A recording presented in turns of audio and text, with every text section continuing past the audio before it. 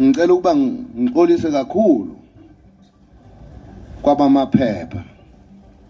Ngiyazi ukuthi kuningi kade bekulinde namhlanje ukuba mhlambe emlonyeni wami, mhlambe ukuthinta ngize ngisaba ngisho ukisho, mhlambe ukuthinta ingwe yama trust, ukuthinta bona ibhange ithala, mhlambe ukuthinta. Ngiyazi ukuthi usikompilo nokuphila kwesizwe indlela eyaphambili. Nina besilo uma kuthiwa ngifakwe ingubo emlonyeni, kusuke kushiwa khona lokho alikafiki usuku lokuba ingwenyama ikhulume izindaba zezwe njengamanje. Kulesi sikhathi ngisakhuluma nje ezomndeni, kodwa ezokubuswa kwezwe, ngoba ningizwe kahle, ezokubuswa kwezwe, hayi umbusazwe. Umbusazwe ilaba abalapha emva kwami, abahlobo bami. Umbusazwe ke lapha ngemuva. Ngisho ukubuswa kwezwe nesizwe asikafiki isikhathi sokuba ingwenyama ikhulume lokho. Kumele ukuthi kuze kushe uthi, uma sekushe uthi, engicabanga ukuthi ngokunithembisa nabesilo umama uBoyce ngobe khona ukuvula kwePhalamende, ngicabanga ukuthi kuyobe kuyithuba elihle ngalelo langa lokuba zikhulunywe lezo indaba ngokuvula kwesishayamathetho.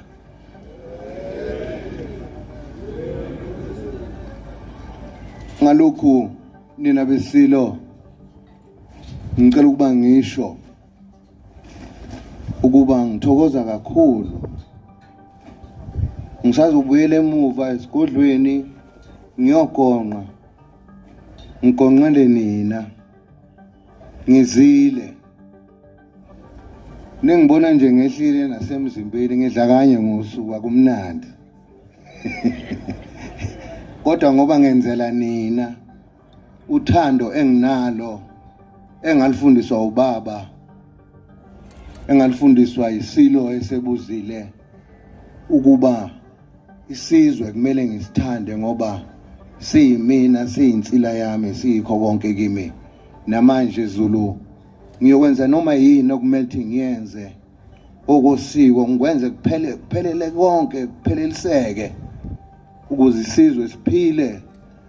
Okungithuse kakhulu ukuthi lo nyaka uvele wafana nse nalo waseSandlwana u1879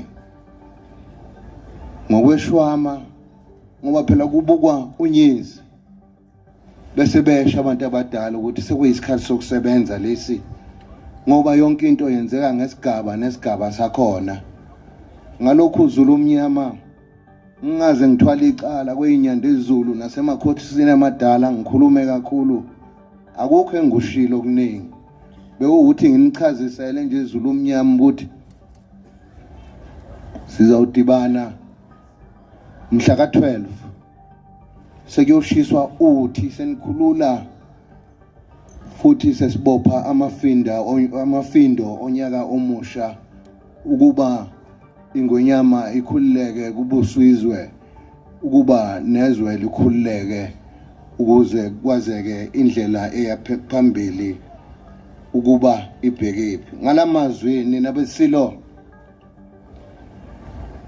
ngicela ukuba ngibonge bonke abahlelela umsebenzi omkhulu kangaka.